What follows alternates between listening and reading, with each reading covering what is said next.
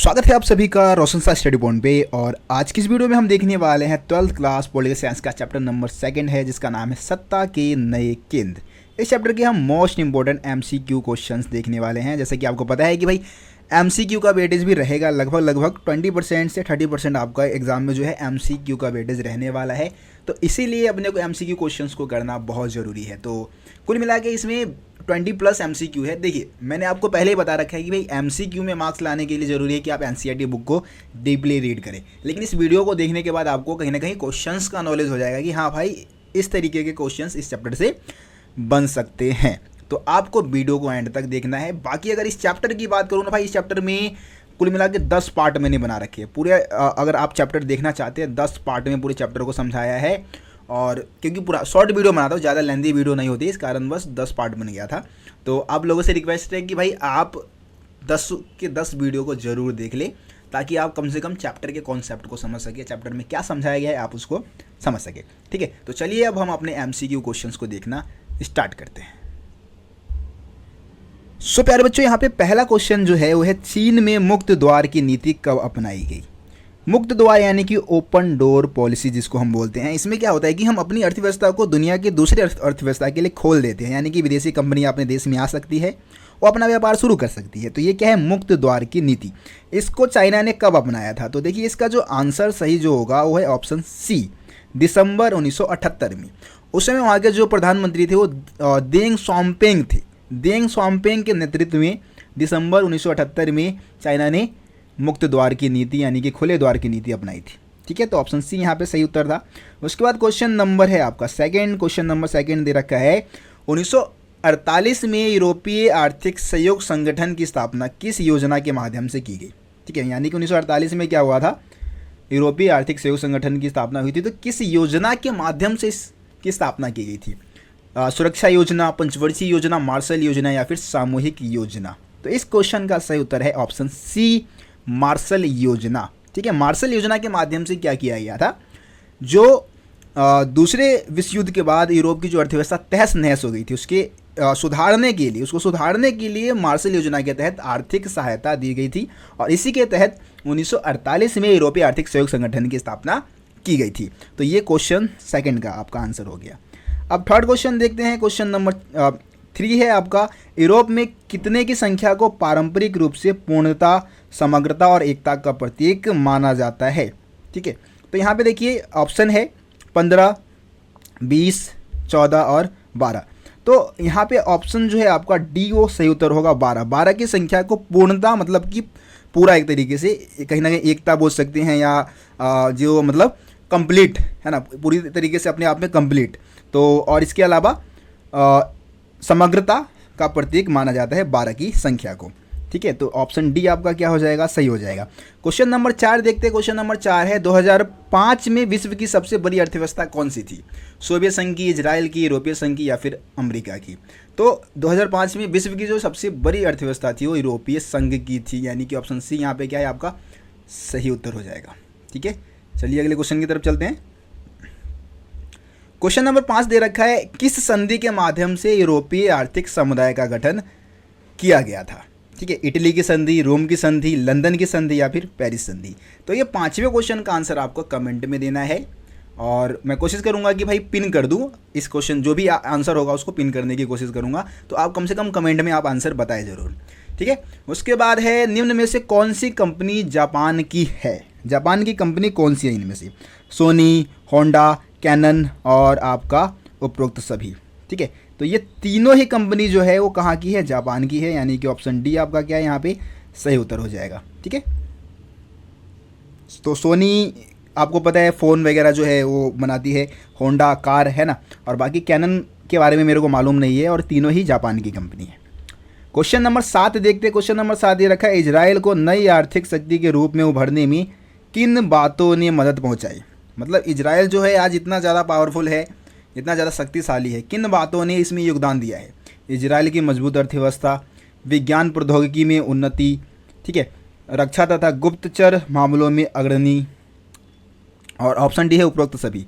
तो यहाँ पे उपरोक्त सभी ऑप्शन मतलब तीनों ही ऑप्शन क्या है सही है। तीनों ही चीज़ों ने क्या किया है, इजराइल को एक नई आर्थिक शक्ति बनने में हेल्प की है। ठीक है, चलिए आगे बढ़ते हैं, क्वेश्चन नंबर 8 देखते हैं। क्वेश्चन नंबर 8 है 2017 में किस देश की अर्थव्यवस्था दुनिया की 11वीं सबसे बड़ी अर्थव्यवस्था थी। यहाँ पे की लिखा गया, मिस प्रिंट हो गया, उसके लिए माफ़ी चाहूँगा बच्चों। तो 2017 में किस देश की अर्थव्यवस्था दुनिया की 11वीं सबसे बड़ी अर्थव्यवस्था थी। ऑप्शन ए है Bharat, option B Japan, option C Korea, option D Pakistan. तो 2017 में दुनिया की जो 11वीं सबसे बड़ी अर्थव्यवस्था थी वो कोरिया की अर्थव्यवस्था थी। कोरिया, यहाँ पे हम साउथ कोरिया की बात कर रहे हैं, north Korea south Korea. North Korea में तो भाई तानाशाही व्यवस्था है ना, डिक्टेटरशिप है जिसमें किंग जॉन उनका शासन है। साउथ कोरिया की बात करें तो भाई यहाँ पे लोकतंत्र है और 11वीं सबसे बड़ी अर्थव्यवस्था 2017 में थी। क्वेश्चन नंबर 9 देखते हैं। क्वेश्चन नंबर 9 दे रखा है दक्षेस की स्थापना कब की गई। दक्षेस यानी कि दक्षिण एशियाई राष्ट्रों का जो संगठन है, इसकी स्थापना कब की गई। तो 1984, 1985, 1986 या फिर 1987। तो इसकी स्थापना जो है वो 1985 में की गई थी। ठीक है, ढाका जो है बांग्लादेश, तो वहाँ पे है, वहाँ से इसकी स्थापना हुई थी। ठीक है, चलिए अगला क्वेश्चन देखते हैं। क्वेश्चन नंबर आपका 10 है निम्न कथनों की कोई कौन सा असत्य है, मतलब इनमें से कौन सा कथन जो है वो असत्य है।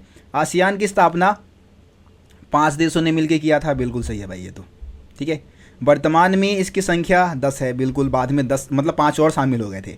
जैसे कि जो संस्थापक देशों की बात करें तो आपका थाईलैंड है ना, इंडोनेशिया, मलेशिया, फिलीपींस, ये सारे देश थे, बाकी 5 देश और इसमें शामिल हो गए थे। उसके बाद सी है कि आसियान के कामकाज में राष्ट्रीय सार्वभौमिकता का सम्मान करना महत्वपूर्ण है। बिल्कुल भाई, राष्ट्र की जो सार्वभौमिकता है ना, उसका सम्मान किया जाता है, ठीक है, इसके कामकाज के तरीके में।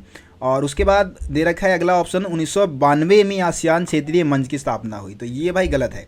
आसियान क्षेत्रीय मंच की जो स्थापना हुई थी वो 1994 में की गई थी, जो कि ये गलत है, यानी कि ऑप्शन डी आपका यहाँ पे क्या हो जाएगा, ऑप्शन डी आपका सही उत्तर हो जाएगा। उसके बाद है क्वेश्चन नंबर 11 हान नदी पर चमत्कार किस देश के लिए प्रयोग किया जाता है। तो देखो भैया, हान नदी जो है वो है कोरिया में, है ना, दक्षिण कोरिया की हम बात कर रहे हैं, दक्षिण कोरिया। तो दक्षिण कोरिया के लिए ये शब्द का इस्तेमाल किया जाता है, हान नदी पर चमत्कार, मतलब इतनी तेज़ गति से दक्षिण कोरिया की अर्थव्यवस्था का विकास हुआ था। ठीक है, और हान नदी के पास स्थित है, तो इसलिए इसको हान नदी पर चमत्कार कहा जाता है।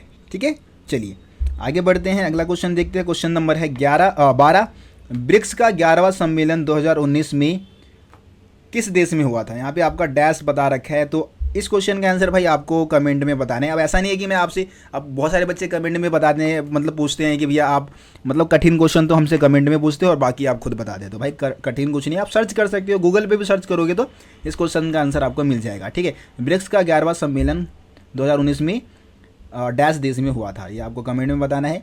अगला क्वेश्चन है 13वां चीन ने 1972 में डैश के साथ 2 तरफा संबंध शुरू करके अपना एकांतवास समाप्त किया। तो भाई अमेरिका के साथ, ठीक है, अमेरिका के साथ अपना व्यापारिक संबंध बनाया था चाइना ने 1972 में। उससे पहले वो किसी के साथ व्यापार वगैरह नहीं करता था, लेकिन पहली बार किया था। तो अपने एकांतवास को, यानी कि अब जो दूसरे देशों से संबंध नहीं बना रहा था, उसको उसने क्या कर दिया, समाप्त कर दिया।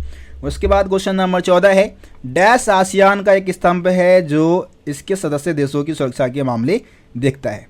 तो आसियान सुरक्षा समुदाय, ठीक है, आसियान सुरक्षा समुदाय क्या है, एक ऐसा स्तंभ है जो उनके देशों के बीच में जो सुरक्षा के मामले है उसको देखता है। 15वां क्वेश्चन है डैश योजना के प्रारंभ से 1948 में यूरोपीय आर्थिक सहयोग संगठन की स्थापना हुई। बहुत ही आसान है, मार्शल योजना। ठीक है, इसमें क्या उत्तर हो जाएगा आपका, इसमें जो आंसर आना था वो मार्शल योजना आना था। ठीक है, चलिए आगे बढ़ते हैं। क्वेश्चन नंबर 16 दे रखा है ब्रिक्स में शामिल होने वाला 5वां देश कौन सा है। ब्रिक्स में शामिल होने वाला, तो पहले ब्रिक था, है ना, एस लगा था और ब्रिक्स बन गया था। तो इसमें 5वां देश जो शामिल हुआ था वो आपका साउथ अफ्रीका है, यानी कि दक्षिण अफ्रीका है। ऑप्शन डी यहाँ पे सही उत्तर दे रखा है, ये आपका सही हो जाएगा। ठीक है, आसियान समुदाय के स्तंभ कौन से हैं। ठीक है, तो आसियान समुदाय के 3 स्तंभ है, आसियान आर्थिक समुदाय, आसियान सुरक्षा समुदाय, आसियान सामाजिक एवं सांस्कृतिक समुदाय। और यहाँ पे जो सही उत्तर होगा वो है ऑप्शन डी, उपरोक्त सभी तीनों ही आसियान समुदाय के बारे में था ये। ठीक है, क्वेश्चन नंबर हम देखते हैं 18। क्वेश्चन नंबर 18 एक अनुमान के अनुसार 2040 तक दुनिया की सबसे बड़ी आर्थिक शक्ति कौन होगा। तो एक अनुमान ऐसा लगाया जा रहा है कि भाई 2040 आते आते तक चाइना जो होगा ना, वो दुनिया की सबसे बड़ी आर्थिक शक्ति के रूप में उभर के सामने आएगा। तो यहाँ पे आपका सही उत्तर क्या है, ऑप्शन डी चीन। ठीक है, उसके बाद क्वेश्चन नंबर आपका 19। क्वेश्चन नंबर 19 दे रखा है, निम्नलिखित को क्रम अनुसार लगाइए, है ना। क्रम अनुसार आपको लगाना है, जो भी डेट आपको मतलब जो भी ये दे रखा है। तो सबसे पहले हम इसके डेट का पता लगाते हैं। जैसे कि यूरोपीय आर्थिक समुदाय का गठन, तो यूरोपीय आर्थिक समुदाय का गठन हुआ था 1957 में। ठीक है, उसके बाद है सांगेन संधि, तो ये हुआ था 1985 में। ठीक है, सांगेन संधि एक ऐसा संधि है जिसके माध्यम से आप एक यूरोपीय संघ के मतलब वीज़ा लेने के बाद आप यूरोपीय संघ के किसी भी देश में मतलब घूम सकते हो। मतलब सांगेन संधि के माध्यम से या सांगेन वीज़ा आप लेके आप किसी भी यूरोपीय संघ के देश में घूम सकते हो, जा सकते हो। शीत युद्ध की समाप्ति, भाई शीत युद्ध की समाप्ति कब हुई थी, 1991 में हो गई थी। और यूरोपीय संघ की स्थापना कब हुई थी, 1992 में हो गई थी।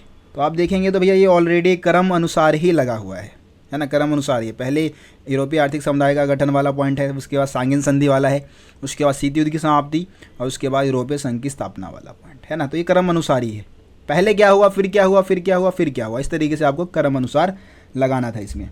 ठीक है, क्वेश्चन नंबर 20 देखते हैं। क्वेश्चन नंबर 20 है, आसियान का विस्तृत रूप क्या है।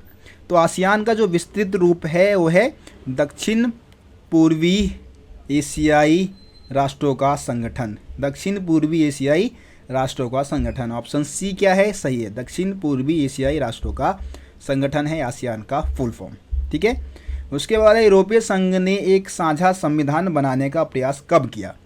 यूरोपीय संघ के देशों के पास क्या है, अपनी खुद की मुद्रा है, खुद का झंडा है, गीत है इनके पास, है ना, मतलब राष्ट्रगान है। लेकिन इन्होंने खुद का संविधान बनाने का भी प्रयास किया था, लेकिन वो असफल रहे थे। लेकिन ये कोशिश कब की गई थी, ये डेट आपको इसमें बताना है। तो आप इस क्वेश्चन का आंसर कमेंट में ही बताएंगे, ये भी आसान है। ठीक है, चलिए अगला क्वेश्चन देखते हैं। अगला, ब्रिक्स की स्थापना किस देश में की गई थी। तो ब्रिक्स जो संगठन है इसकी स्थापना किस देश में की गई, भारत, रूस, ब्राज़ील, दक्षिण अफ्रीका। तो भाई इसकी स्थापना जो है रसिया में की गई थी। ठीक है, रूस में इसकी स्थापना हुई थी।